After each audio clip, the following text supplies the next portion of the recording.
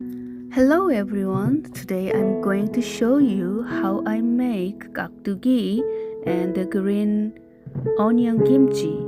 Korean name is pa-Kimchi. I brought some radish that have been washed thoroughly. As a simple guide, one finger width is about 2 centimeters and 2 finger widths are about 4 centimeters. Just use it as a rough measure. I am cutting the radish a little larger than the usual size for 깍두기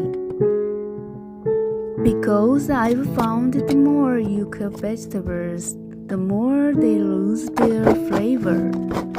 Add 3 spoonfuls of sugar, then mix gently to make sure the sweetness coats everything evenly. And then add 3 spoons salt and keep shaking.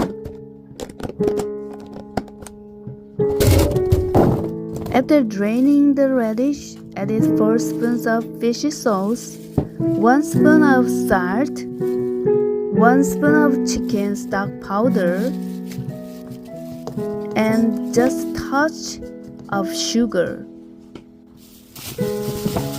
Oh, one more thing, this red sauce is our signature kimchi sauce, specially made for Fruitily kimchi.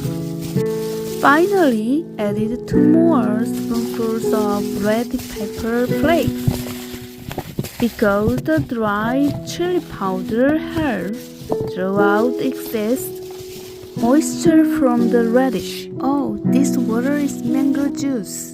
And just like that, the 깍두기 is done. Next, let's make pa-Kimchi. You are still with me, right? Yay! Okay. Cut the green onions in half or into 3 sections where separate the white part from the green part.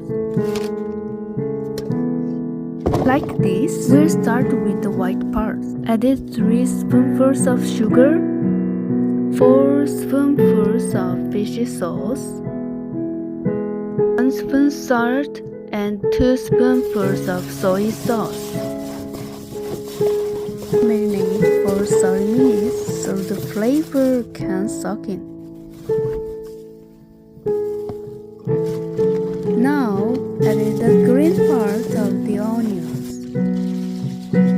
Take 3 spoons of red pepper flakes and mix them gradually, dividing them into 3 parts.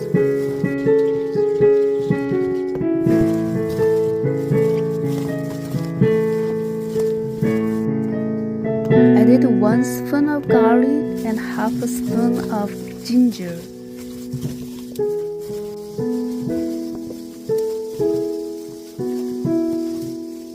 That's it.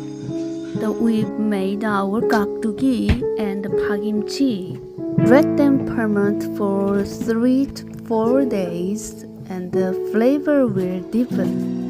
Making kimchi isn't that hard, right? Pa-Kimchi goes really well with black bean noodles. And 깍두기 pairs perfectly with soup. Catch you in the next Kfood video. Bye bye.